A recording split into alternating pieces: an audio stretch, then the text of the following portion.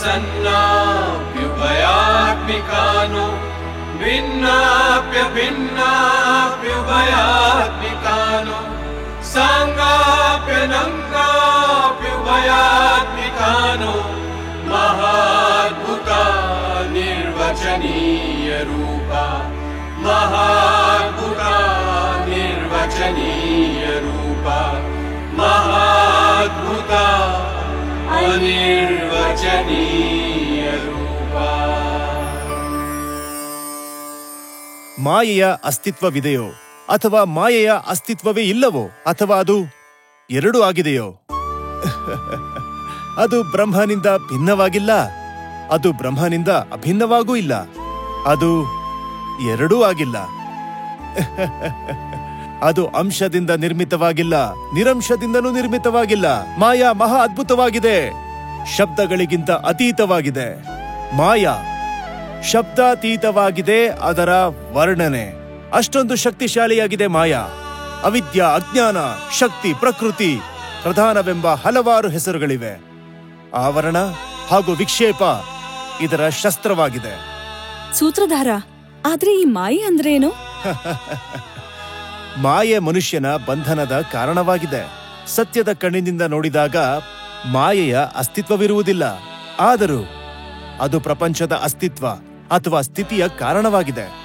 ಅದು ಅನಿರ್ವಚನೀಯವಾಗಿದೆ, ಶಬ್ದಾತೀತವಾಗಿದೆ. ಆದ್ರೆ ಅದೇನು?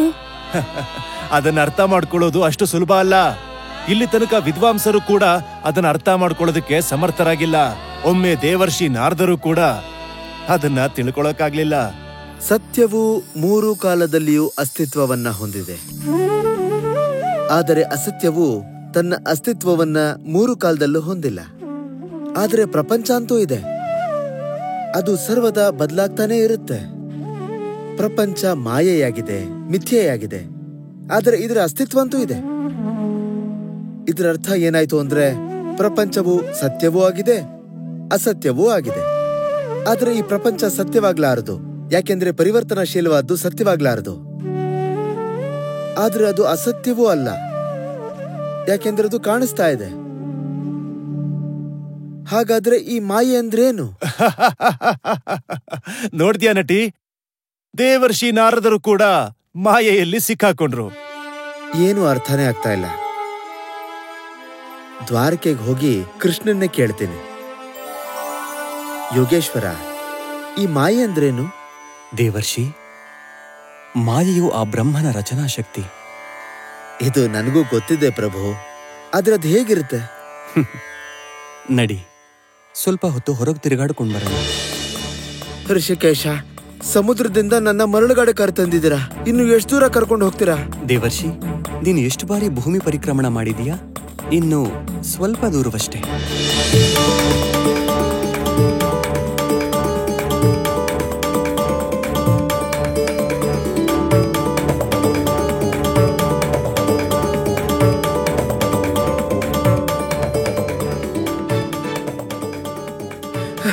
ಪಾರ್ಥ ಸಾರಥಿ, ಇನ್ನು ನನ್ನ ಕೈ ನಡೆಯಕ್ಕಾಗಲ್ಲ. ನಡಿ, ಸ್ವಲ್ಪ ಹೊತ್ತು ವಿಶ್ರಮಿಸೋಣ. ಪ್ರಭು, ಕುರುಕ್ಷೇತ್ರದಲ್ಲಿ ಅರ್ಜುನ ಆಯುಧಗಳನ್ನ ಇಟ್ಬಿಟ್ಟ. ನೀವು ಅವನಿಗೆ ಜೀವನದ ರಹಸ್ಯನ ಹೇಳಿದ್ರಿ, ಆದ್ರೆ ನಾನು ನಿಮ್ಮ ಜೊತೆಗೆ ಇಲ್ಲಿವರೆಗೂ ನಡ್ಕೊಂಡು ಬಂದೆ. ನೀವು ನನಗೆ ಇಲ್ಲಿವರೆಗೂ ಮಾಯೆಯ ರಹಸ್ಯ ಹೇಳಲ್ವಲ್ಲ. ದೇವರ್ಷಿ, ಈ ಮರುಭೂಮಿಯಲ್ಲಿ ನನಗೆ ನೀರು ಕುಡಿಸು, ನಾನ್ ನಿನಗೆ ಮಾಯೆಯ ರಹಸ್ಯ ಹೇಳ್ತೀನಿ. ಹಾ, ಕುಣಿಸಿ ಪ್ರಭು. ಈಗ ಈ ಮರುಭೂಮಿಯಲ್ಲಿ ನಾನು ನೀರ್ನ ಹುಡುಕ್ಬೇಕು. ಆದ್ರೆ ನಾನು ನಿಮ್ಮಿಂದ ಸೋಲ್ನ ಒಪ್ಪೋದಿಲ್ಲ ಪ್ರಭು. ನೀವಿಲ್ಲೇ ಇರಿ, ನಾನು ನೀರನ್ನ ಹುಡುಕ್ ತರ್ತೀನಿ. ನಾನಂತೂ ಇಲ್ಲೇ ಇರ್ತೀನಿ, ನೀನ್ ದಾರಿ ತಪ್ಪಬೇಡ.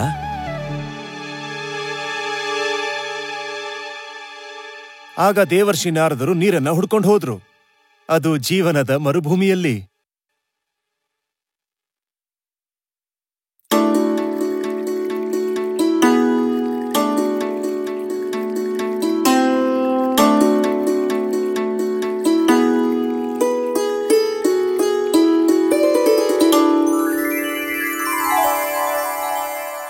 ಪ್ರಣಾಮ ದೇವರ್ಷಿ. ನನಗೆ ಸ್ವಲ್ಪ ನೀರು ಸಿಗುತ್ತಾ ದೇವಿ? ಖಂಡಿತ ದೇವರ್ಷಿ.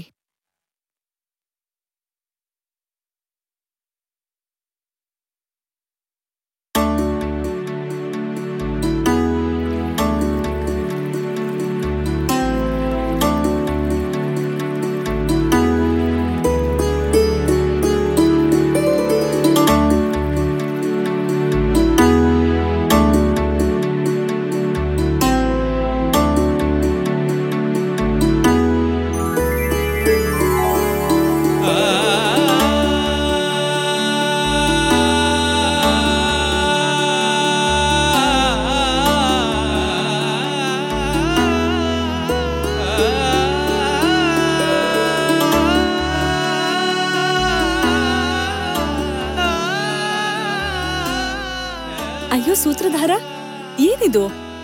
ದೇವರ್ಷಿಗಳು ಹೊರಟಿದ್ದು ಕೃಷ್ಣಂಗೆ ನೀರ್ ತರೋಕೆ. ಕೃಷ್ಣನ್ನ ಮರ್ತ್ಬಿಟ್ರು, ಹುಡುಗಿ ಹಿಂದೆ ಹೊರಟ್ಬಿಟ್ರು. ನಟಿ, ಈ ಪ್ರಪಂಚ ನಡೆಯೋದೇ ಹೀಗೆ.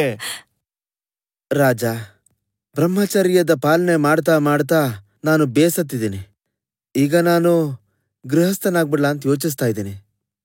ಯಾರದು ಆ ಸೌಭಾಗ್ಯಶಾಲಿ ಕನ್ಯೆ? ನಿಮ್ಮ ಪುತ್ರಿ. ನಿಮಗೇನಾದ್ರೂ ಸಂಕೋಚ ಆಗ್ತಿದ್ಯಾ? ಇಲ್ಲ ಇಲ್ಲ ದೇವರ್ಷಿ, ಇದರಲ್ಲಿ ಎಂತಹ ಸಂಕೋಚ. ಇದು ನನಗಂತೂ ಬಹಳ ಸೌಭಾಗ್ಯದ ವಿಷಯವಾಯ್ತು, ನಿಮ್ಮಂತ ಅಳಿಯ ನನಗೆ ಸಿಕ್ತಿರೋದಕ್ಕೆ. ಆದ್ರೆ ನಂದೊಂದು ಷರತ್ತಿದೆ. ಷರತ್ತ? ನೀವು 3 ಲೋಕಗಳಲ್ಲಿ ಪರಿಕ್ರಮ ಮಾಡ್ತಿರ್ತೀರಿ.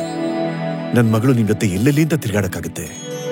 ಹೀಗಾಗಿ ವಿವಾಹದ ನಂತರ ನೀವು ಇದೇ ಮಹಲ್ನಲ್ಲಿರ್ಬೇಕಾಗತ್ತೆ. ಹಾ, ನಾನು ತಯಾರಾಗಿದ್ದೀನಿ.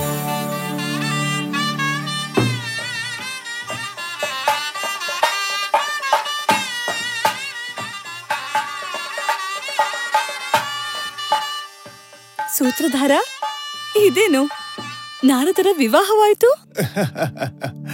ನಾರದರ ವಿವಾಹ ಸಂಪನ್ನವಾಯಿತು. ದಿನಗಳು ಸುಖದಲ್ಲಿ ಕಳೆದೋಯ್ತು.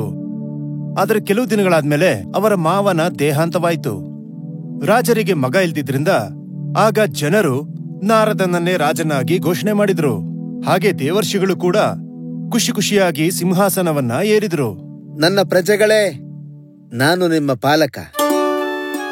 ನಿಮ್ಮ ಯೋಗಕ್ಷೇಮನ ನೋಡ್ಕೊಳ್ಳುವಂಥ ಸಂಕಲ್ಪ ಮಾಡಿದ್ದೇನೆ. ಇವತ್ತಿಂದ ನಿಮ್ಮ ಸುಖ ದುಃಖ ನನ್ನ ಸುಖ ದುಃಖ. ಇವತ್ತಿಂದ ನಿಮ್ಮ ರಕ್ಷಣೆ ನನ್ನ ಜವಾಬ್ದಾರಿ. ಇವತ್ತಿಂದ ನಿಮ್ಮೆಲ್ಲರ ಕಲ್ಯಾಣ ನನ್ನ ಕರ್ತವ್ಯ. ಇವತ್ತಿಂದ ನಿಮ್ಮ ಸುಂದರ ಭವಿಷ್ಯದ ಜವಾಬ್ದಾರಿ ನನ್ನ ಹೆಗಲ ಮೇಲಿದೆ. ಇದೇನ್ ಸೂತ್ರಧಾರ, ದೇವರ್ಷಿ ನಾರದರು ಒಬ್ಬ ಕುಶಲ ನಾಯಕರಂತೆ ಮಾತಾಡ್ತಿದ್ದಾರೆ. ಇಷ್ಟೇ ಅಲ್ಲ ನಟಿ, ಒಂದು ಸಮಯದ ಬ್ರಹ್ಮಚಾರಿ ಈಗ ಪೂರ್ತಿಯಾಗಿ ಗೃಹಸ್ಥರಾಗ್ಬಿಟ್ರು. ಸ್ವಸ್ತಿ ಶ್ರೀ ರಾಜರಾಜೇಶ್ವರ ಮಹಾರಾಜಾಧಿರಾಜ ದೇವರ್ಷಿ ನಾರದರಿಗೆ. ಮಹಾರಾಜ, ಮಹಾರಾಜ, ಮಹಾರಾಜ, ಮಹಾರಾಜ, ಶುಭಾಶಯಗಳು ಮಹಾರಾಜ, ಶುಭಾಶಯಗಳು. ಇಬ್ಬರು ರಾಜ್ಕುಮಾರಿಯರ ನಂತರ ಈ ಬಾರಿ ಮಹಾರಾಣಿಯವರು ಒಬ್ಬ ರಾಜ್ಕುಮಾರನಿಗೆ ಜನ್ಮ ನೀಡಿದ್ದಾರೆ. ಮಹಾರಾಜರಿಗೆ ಕುಲದೀಪಕನ ಜನ್ಮದ ಶುಭಾಶಯಗಳು.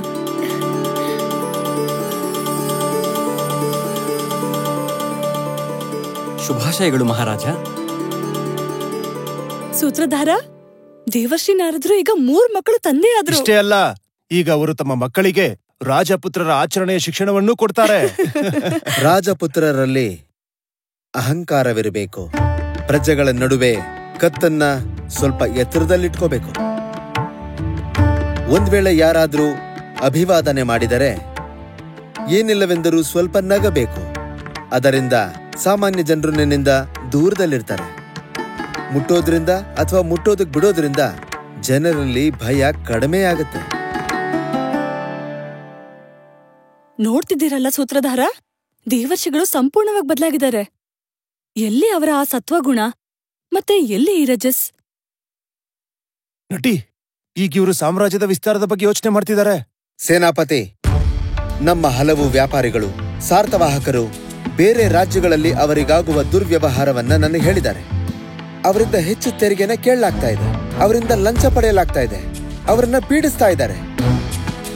ನಮ್ಮ ವ್ಯಾಪಾರಿಗಳಿಗೆ ಆಗ್ತಾ ಇರೋ ಅನ್ಯಾಯವನ್ನ ತಡೆಯೋದಿಕ್ಕೆ ಇರೋದೊಂದೇ ಒಂದು ದಾರಿ. ನಾವು ನಮ್ಮ ಪಕ್ಕದ ರಾಜ್ಯಗಳ ಪ್ರಭುತ್ವವನ್ನ ನಾಶ ಮಾಡಬೇಕು. ಯಾಕೆ ನಾವು ಅಶ್ವಮೇಧ ಯಜ್ಞವನ್ನ ಮಾಡಬಾರದು? ಅಶ್ವಮೇಧ ಯಜ್ಞ? ಹಾಗಾದ್ರೆ ದೇವರ್ಷಿಗಳ ಅಶ್ವಮೇಧ ಯಜ್ಞ ಸಫಲ ಆಯ್ತಾ? ನಟಿ, ಈ ಪ್ರಪಂಚ ಯಾವಾಗ್ಲೂ ಪರಿವರ್ತನಶೀಲವಾಗಿದೆ.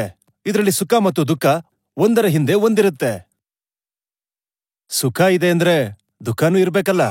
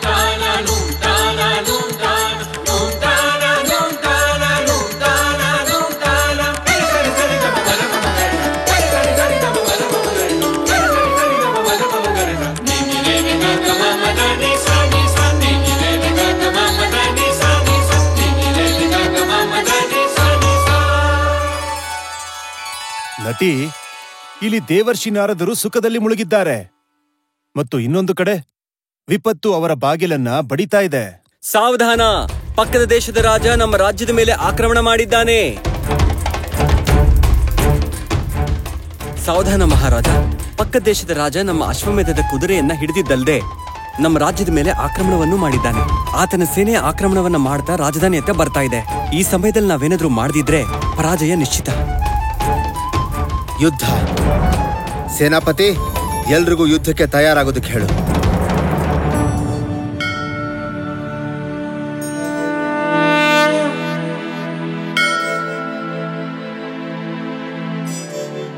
ವಿಜಯಿಗಳಾಗಿ ಬನ್ನಿ ಸ್ವಾಮಿ.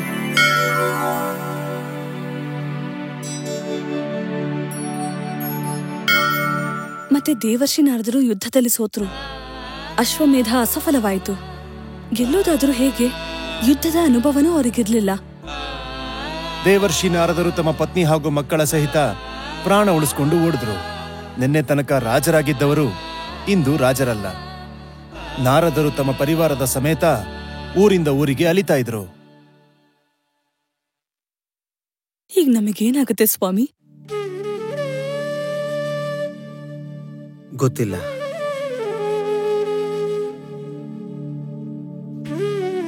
ಸೂತ್ರಧಾರ, ಈ ದೇವರ್ಷಿ ನಾರದರಿಗೆ ಏನಾಗ್ತಾ ಇದೆ? ಅದೇ ಪ್ರತಿ ವ್ಯಕ್ತಿಗೂ ಆಗುತ್ತಲ್ಲ. ಪ್ರಪಂಚದಲ್ಲಿ ಯಾರು ಸುಖವನ್ನು ಅನುಭವಿಸ್ತಾರೋ ಅದೇ ಪ್ರಪಂಚದಲ್ಲಿ ಅವರೇ ದುಃಖವನ್ನು ಕೂಡ ಅನುಭವಿಸ್ತಾರೆ. ಮನುಷ್ಯ ಸುಖವೂ ಸತ್ಯವಲ್ಲ, ದುಃಖವೂ ಸತ್ಯವಲ್ಲ ಅಂತ ತಿಳಿದಿದ್ರೆ ಚೆನ್ನಾಗಿರ್ತಿತ್ತು. ಅಪ್ಪ, ನಂಗೆ ಹಸಿವಾಗ್ತಿದೆ. ಹೇ ವಿಧಾತ, ನಾನೆಂಥ ಅಭಾಗ್ಯಶಾಲಿ. ಇವತ್ತು ನನ್ನ ಮಕ್ಕಳಿಗೆ 2 ತುತ್ತು ಅನ್ನ ಕೊಡೋಕ್ಕಾಗ್ತಾ ಇಲ್ಲ. ಸ್ವಾಮಿ, ಒಂದ್ ವೇಳೆ ನೀವ್ ಹೀಗೆ ಧೈರ್ಯ ಕಳ್ಕೊಂಡ್ರೆ ನಮ್ ಕಥೆ ಏನಾಗುತ್ತೆ? ಮಗನೇ, ನಿನ್ನ ಅಪ್ಪನ್ನ ಕ್ಷಮಿಸ್ಬಿಡು. ನೋಡು, ಒಂದ್ ಸ್ವಲ್ಪ ಹೊತ್ತಡ್ಕೋ. ನದಿಯ ಆ ಕಡೆ ಗ್ರಾಮ ಇದೆ. ಅಲ್ಲಿಂದ ಏನಾದ್ರೂ ತರೋದಕ್ಕೆ ಪ್ರಯತ್ನ ಪಡ್ತೀನಿ. ಗ್ರಾಮದವರು ತುಂಬಾ ಒಳ್ಳೆಯವರು ಅಂತ ನಾನು ಕೇಳ್ಪಟ್ಟಿದ್ದೀನಿ. ಬಹುಶಃ ನನಗೆ ಸ್ವಲ್ಪ ಭಿಕ್ಷೆ ಆದ್ರೂ ಸಿಗ್ಬಹುದು. ಸೂತ್ರಧಾರ, ನನಗೆ ನಾರದರ ಬಗ್ಗೆ ದಯೆ ಉಂಟಾಗ್ತಿದೆ. ಅಜ್ಞಾನಿ ಮನುಷ್ಯನೇ ದಯೆಯ ಪಾತ್ರನಾಗುತ್ತಾನೆ ನಟಿ. ನದಿಯನ್ನು ದಾಟಲು ನಾರದರು ನದಿಯ ದಡದಲ್ಲಿ ಬಂಧಿಸಲಾಗಿದ್ದ ಒಂದು ದೋಣಿಯನ್ನು ಬಿಚ್ಚಿ ತಮ್ಮ ಪತ್ನಿ ಹಾಗೂ ಮಕ್ಕಳನ್ನು ಕೂರಿಸಿ ತಾವೇ ದೋಣಿಯನ್ನ ನಡೆಸ್ತಾರೆ. ನದಿ ಮಧ್ಯಕ್ಕೆ ಹೋದಾಗ ಆ ದೋಣಿ ಮುಳುಗ್ಬಿಡುತ್ತೆ. ಯಾಕಂದ್ರೆ ನಾರದರಿಗೆ ದೋಣಿ ನಡೆಸೋದಕ್ಕೆ ಬರ್ತಾ ಇರಲಿಲ್ಲ. ಹಾಗಾದ್ರೆ ಮತ್ತೇನಾಯ್ತು ಸೂತ್ರಧಾರ? ಮುಳುಗುತ್ತಿರುವಂತ ನಾರದರನ್ನ ಒಂದು ಕಡೆ ಅವರ ಪತ್ನಿ ಹಿಡಿತಾರೆ, ಇನ್ನೊಂದು ಕಡೆ ಮಕ್ಕಳು ಹಿಡಿತಾರೆ. ಒಬ್ಬರನ್ನ ಕಾಪಾಡಕ್ ಹೋದ್ರೆ 2ನೇವರು ಮುಳುಗ್ತಿದ್ರು, 2ನೇವ್ರನ್ನ ಕಾಪಾಡಕ್ ಹೋದ್ರೆ 3ನೇವ್ರು ಮುಳುಗ್ತಿದ್ರು. ಇದರಿಂದ ನಾರದರು ತಮ್ಮನ್ನಷ್ಟೇ ಕಾಪಾಡ್ಕೊಳ್ಳಾಯ್ತು. ಅವರ ಪರಿವಾರದವ್ರನ್ನ ಕಾಪಾಡ್ಕೊಳ್ಳಕ್ಕಾಗ್ಲಿಲ್ಲ. ಯಾರಾದ್ರೂ ಕಾಪಾಡಿ, ಯಾರಾದ್ರೂ ನನ್ನ ಪತ್ನಿನ ಕಾಪಾಡಿ, ಯಾರಾದ್ರೂ ನನ್ನ ಮಕ್ಕಳನ್ನ ಕಾಪಾಡಿ. ಭಗವಂತ, ಭಗವಂತ. ನಾರದ, ನಾನು ಇಲ್ಲಿದ್ದೀನಿ. ಆದ್ರೆ ನೀರೆಲ್ಲಿ? ನಾನೆಲ್ಲಿದ್ದೀನಿ ಪ್ರಭು? ನೀನ್ ನೀರ್ ತರಕ್ ಹೋಗಿದ್ದೆ. ನೀರೆಲ್ಲಿ? ಕಳೆದ 1 ಗಂಟೆಯಿಂದ ನಾನು ಇಲ್ಲೇ ಪ್ರತೀಕ್ಷೆ ಮಾಡ್ತಿದ್ದೀನಿ. 1 ಗಂಟೆಯಿಂದ? ಅಲ್ಲ, ಇಷ್ಟೆಲ್ಲ 1 ಗಂಟೆಯಲ್ಲೇ ನಡೀತಾ? 1 ಗಂಟೆಯಲ್ಲಿ ನಾನು ಪೂರ್ತಿ ಜೀವನನೇ ನೋಡ್ಬಿಟ್ಟೆ ಪ್ರಭು. ವಿಷಯ ಅರ್ಥವಾಯ್ತಾ ದೇವರ್ಷಿ? ಇದೇ ಮಾಯೆ. ಅದು ಅನಿರ್ವಚನೀಯ. ಅದು ಶಬ್ದಗಳಿಂದಲ್ಲ, ಅನುಭವದಿಂದ ಅರ್ಥವಾಗುತ್ತೆ. ಈಗ ಅರ್ಥವಾಯ್ತಾ ನಟಿ? ಈ ಪ್ರಪಂಚವೂ ಕೂಡ ಸ್ವಪ್ನವಿದ್ದಂತೇನೆ. ಅದನ್ನೇ ದೇವರ್ಷಿಗಳು ಕಂಡಿದ್ದು. ಅದು ಸತ್ಯವನ್ನ ಮಿಥ್ಯೆಯ ಆವರಣದಲ್ಲಿ ಬಚ್ಚಿಟ್ಟು ಇಡೀ ಪ್ರಪಂಚವನ್ನೇ ಸತ್ಯದಂತೆ ಪ್ರಸ್ತುತಪಡಿಸುತ್ತೆ. ಅದೇ ಈ ಮಾಯೆ. ಅಂದ್ರೆ ನಾವ್ ಯಾವ್ದನ್ನ ನೋಡ್ತಿದೀವೋ ಅದು ಸತ್ಯ ಅಲ್ಲ. ನಿಜವಾಗ್ಲೂ ಅದು ಭ್ರಮೆ. ಹೇಗಂದ್ರೆ ರಾತ್ರಿ ಕತ್ಲಲ್ಲಿ ನಮ್ಗೆ ಹಗ್ಗನೂ ಹಾವನಂತೆ ಕಾಣುತ್ತೆ. ವೇದಾಂತದಲ್ಲಿ ಇದನ್ನ ಅನಿರ್ವಚನೀಯ ಅಜ್ಞಾನವೆಂದು ಹೇಳಲಾಗುತ್ತೆ. ಆದ್ರೆ ಸೂರ್ಯ ಹುಟ್ಟಿದ ಹಾಗೆ ನಮಗೆ ಆ ಹಗ್ಗದ ಸತ್ಯತೆ ಕಾಣಿಸುತ್ತೆ, ಹಾಗೂ ಕಲ್ಪನೆಯಲ್ಲಿ ಕಾಣಿಸ್ತಾ ಇದ್ದಂತ ಹಾವು ಮಾಯವಾಗುತ್ತೆ. ಅದೇ ರೀತಿ ಆತ್ಮದ ಜ್ಞಾನವಾಗುತ್ತಿದ್ದಂತೆ ಮಾಯೆಯ ಅಸ್ತಿತ್ವ ಸಮಾಪ್ತವಾಗುತ್ತೆ. ಸೂತ್ರಧಾರ, ನೀವು ಮತ್ತೆ ಮತ್ತೆ ಮಾಯೆಯನ್ನ ಅನಿರ್ವಚನೀಯ ಅಂತಿದ್ದೀರಾ. ಆದ್ರೆ ಈ ಅನಿರ್ವಚನೀಯದ ಅರ್ಥ ಏನು? ಯಾವುದು ಸತ್ಯವಲ್ಲವೋ ಅಸತ್ಯವಲ್ಲವೋ ಅದೇ ಅನಿರ್ವಚನೀಯ. ನಂಗೆ ಅರ್ಥವಾಗ್ಲಿಲ್ಲ. ನಟಿ, ಸತ್ಯ ಅಂದ್ರೆ ಏನು? ಕಾಲದ 3 ಅವಸ್ಥೆಗಳಲ್ಲಿ ಯಾವುದರ ಅಸ್ತಿತ್ವ ಅಪರಿವರ್ತನೀಯವಾಗಿರುತ್ತದೋ ಅದೇ ಸತ್ಯ. ಅದಕ್ಕೆ ಕೇವಲ ಬ್ರಹ್ಮ ಅಥವಾ ಆತ್ಮವೇ ಸತ್ಯ. ಯಾವುದು ಅಸ್ತಿತ್ವವಿಲ್ಲವೋ ಅದು ಅಸತ್ಯವಾಗಿರುತ್ತೆ. ಯಾವ ರೀತಿ ಕತ್ತೆಯ ತಲೆ ಮೇಲೆ ಕೊಂಬಿಲ್ಲವೋ ಇದನ್ನ ಯಾವ ಕಾಲದಲ್ಲೂ ಯಾವ ವ್ಯಕ್ತಿಯೂ ಕೂಡ ನೋಡೋದಕ್ಕೆ ಸಾಧ್ಯನೇ ಇಲ್ಲ. ಆದ್ರೆ ಮಾಯೆಯು ಸತ್ಯವೂ ಅಲ್ಲ ಅಸತ್ಯವೂ ಅಲ್ಲ. ಅದು ಅಸತ್ಯ ಯಾಕಲ್ಲ ಅಂದ್ರೆ ನಾವು ಅದರ ಪರಿಣಾಮವಾದ ಈ ಪ್ರಪಂಚವನ್ನ ನೋಡ್ತಾ ಇದ್ದೀವಿ. ಹಾಗೆ ಅದು ಸತ್ಯನೂ ಅಲ್ಲ, ಯಾಕಂದ್ರೆ ವ್ಯಕ್ತಿಗೆ ಆತ್ಮದ ವಾಸ್ತವಿಕ ಜ್ಞಾನವಾದಾಗ ಅದು ಇಲ್ಲವಾಗುತ್ತೆ. ಯಾಕಂದ್ರೆ ಮಾಯೆಯನ್ನ ಸತ್ಯದ ರೂಪದಲ್ಲಾಗಲಿ ಅಥವಾ ಅಸತ್ಯದ ರೂಪದಲ್ಲಾಗಲಿ ಪರಿಭಾಷಿಸಲಾಗುವುದಿಲ್ಲ. ಹೀಗಾಗಿ ಉಪನಿಷತ್ತಿನಲ್ಲಿ ಇದನ್ನ ಅನಿರ್ವಚನೀಯ ಎನ್ನಲಾಗಿದೆ. ನನ್ ಮನ್ಸಲ್ಲಿ ಒಂದು ಪ್ರಶ್ನೆ ಇದೆ ಪ್ರಭು. ಮಾಯೆ ಮತ್ತು ಪ್ರಪಂಚದಲ್ಲಿ ಯಾವ ಅಂತರ ಇದೆ? ಯಾಕೆಂದ್ರೆ ಮಾಯೆ ಕಾರಣ ಮತ್ತೆ ಪ್ರಪಂಚ ಪರಿಣಾಮವಾಗಿದೆ. ದೇವರ್ಷಿ, ನಾವು ಯಾವಾಗ ಸೃಷ್ಟಿ ರಚನೆಯ ಪ್ರಕ್ರಿಯೆಯನ್ನ ನೋಡ್ತೀವೋ ಆಗ ಕಾರಣವೇ ಕಾರ್ಯ ಅಥವಾ ಪರಿಣಾಮದ ರೂಪದಲ್ಲಿ ಆಭಾಸಿತವಾಗುತ್ತೆ. ನೀರು ಸ್ವಯಂ ಅಲೆ, ನೊರೆ, ನೀರುಗುಳ್ಳೆ ರೂಪದಲ್ಲಿ ಕಂಡುಬರುತ್ತೆ. ನೀರು ಕಾರಣವಾಗಿದೆ, ನೀರುಗುಳ್ಳೆ ಅದರ ಕಾರ್ಯವಾಗಿದೆ. ಯಾಕಂದ್ರೆ ಕಾರ್ಯವು ಕಾರಣದ ಇನ್ನೊಂದು ರೂಪ. ಹೀಗಾಗಿ ಮಾಯೆ ಅಥವಾ ಅಜ್ಞಾನದ ಕಾರ್ಯರೂಪವಾದ ಈ ಪ್ರಪಂಚವನ್ನ ಮಾಯೆ ಅಂತೀವಿ. ಪ್ರಭು, ಮಾಯೆಯ ಪ್ರಭಾವದಿಂದ ನಾನು ನನ್ನ ವಾಸ್ತವಿಕ ರೂಪವನ್ನು ಹೇಗ್ ಮರ್ತೆ? ಮಾಯೆ ವ್ಯಕ್ತಿಯ ವಾಸ್ತವಿಕ ಸತ್ಯತೆಯನ್ನ ಮುಚ್ಚಿಬಿಡುತ್ತೆ. ಹಾಗೂ ಈ ಅಜ್ಞಾನದಿಂದ ಹುಟ್ಟಿದ ಅವಿದ್ಯೆಯ ಕಾರಣ ವ್ಯಕ್ತಿ ಕಲ್ಪನೆಗಳಲ್ಲಿ ಕಾಣ್ತಿರೋ ವಸ್ತುಗಳನ್ನ ಸತ್ಯ ಅಂತ ತಿಳಿತಾನೆ. ಆತ ಆ ವಸ್ತುಗಳನ್ನ ಸತ್ಯ ಅಂತ ನಂಬ್ಕೊಂಡು ಅವುಗಳ ಹಿಂದೆ ಓಡ್ತಾನೆ. ಆದ್ರೆ ಅವು ಅಸತ್ಯವಾಗಿರ್ತವೆ. ಮಾಯೆಯ ಯಾವ ಶಕ್ತಿಯ ಕಾರಣದಿಂದ ಸತ್ಯದ ಮೇಲೆ ಪರದೆ ಬೀಳುತ್ತೋ ಅದನ್ನ ನಾವು ಮಾಯೆಯ ಆವರಣ ಶಕ್ತಿ ಅಂತೀವಿ. ಹಾಗೂ ಯಾವ ಶಕ್ತಿಯ ಕಾರಣದಿಂದ ಅಸತ್ಯ ಸತ್ಯದ ಆಭಾಸವನ್ನು ಹೊಂದುತ್ತೋ ಅದನ್ನ ಮಾಯೆಯ ವಿಕ್ಷೇಪ ಶಕ್ತಿ ಅಂತೀವಿ. ಇಡೀ ಪ್ರಪಂಚವೇ ಮಾಯೆಯ ವಿಕ್ಷೇಪ. ನಿರುಪಮ ನಿತ್ಯ ನಿರಂಶಕೇಪ್ಯ ಖಂಡೇ ಮೈಚಿತಿ ಸರ್ವ ವಿಕಲ್ಪನಾದಿ ಶೂನ್ಯೇ ಘಟಯತಿ ಜಗದೀಶ ಜೀವ ಭೇದಂ ಅಘಟಿತ ಘಟನಾ ಪಟೀಯಸಿ ಮಾಯಾ. ಮಾಯೆ ಅಸಂಭವ ಘಟನೆಯನ್ನ ಸಂಭವಗೊಳಿಸೋಕೆ ನಿಪುಣವಾಗಿದೆ. ನಾನು ಅಥವಾ ಆತ್ಮ ವಾಸ್ತವದಲ್ಲಿ ಶುದ್ಧ ಚಿತ್ತಾಗಿದ್ದೀವಿ, ಅನುಪಮವಾಗಿದ್ದೀವಿ, ಅನಂತವಾಗಿದ್ದೀವಿ. ಕಾಲ, ದೇಶ ಹಾಗೂ ವಸ್ತುಗಳಿಗಿಂತ ಅತೀತ ಅಸೀಮವಾಗಿದ್ದೀವಿ. ಯಾವುದರಲ್ಲಿ ಜೀವ, ಈಶ್ವರ ಹಾಗೂ ಜಗತ್ತಿನ ಭೇದವಿಲ್ವೋ ಮಾಯೆ ಆ ಶುದ್ಧ ಆತ್ಮನ್ ಮೇಲೆ ಈ ಜಗತ್ತು, ಈಶ್ವರ ಹಾಗೂ ಜೀವ ಭೇದದ ವಿಕ್ಷೇಪವನ್ ಮಾಡುತ್ತೆ. ಹಾಗಾದ್ರೆ ಸೂತ್ರಧಾರ, ಈ ಮಾಯೆಯಿಂದ ಮುಕ್ತಿಯನ್ನು ಪಡೆಯೋದಾದ್ರೂ ಹೇಗೆ? ಸತ್ಯದ ಜ್ಞಾನವೇ ಮುಕ್ತಿಯ ಮಾರ್ಗವಾಗಿದೆ. ಪ್ರಪಂಚದಿಂದ ಮುಕ್ತಿಯೇ ಅನಿರ್ವಚನೀಯ ಮಾಯೆಯಿಂದ ಮುಕ್ತಿಯಾಗಿದೆ. ಹೇಗೆ ಜಾದೂಗಾರನ ಸಹಚರ ಜಾದುವಿನಿಂದ ಅಪ್ರಭಾವಿತನಾಗಿರುತ್ತಾನೋ ಅದೇ ರೀತಿ ನಾವು ಬ್ರಹ್ಮನ ಸಹಚರರಾದಾಗ ಆ ಮಾಯೆಯಿಂದ ಅಪ್ರಭಾವಿತರಾಗಿರುತ್ತೇವೆ.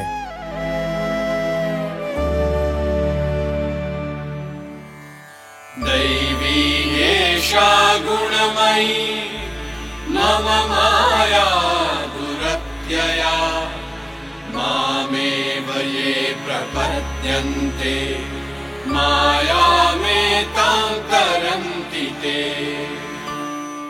ಈ ಈಶ್ವರನ ಮಾಯೆ ಯಾವುದು ಗುಣಮಯಿಯಾಗಿದೆಯೋ ಇದನ್ನ ದಾಟುವುದು ಬಹಳ ಕಠಿಣವಾಗಿದೆ. ಯಾರು ಈಶ್ವರನಿಗೆ ಶರಣಾಗುತ್ತಾರೋ ಅವರೇ ಮಾಯೆಯನ್ನು ದಾಟುತ್ತಾರೆ. ಯಸ್ಯ ಪ್ರಸಾದ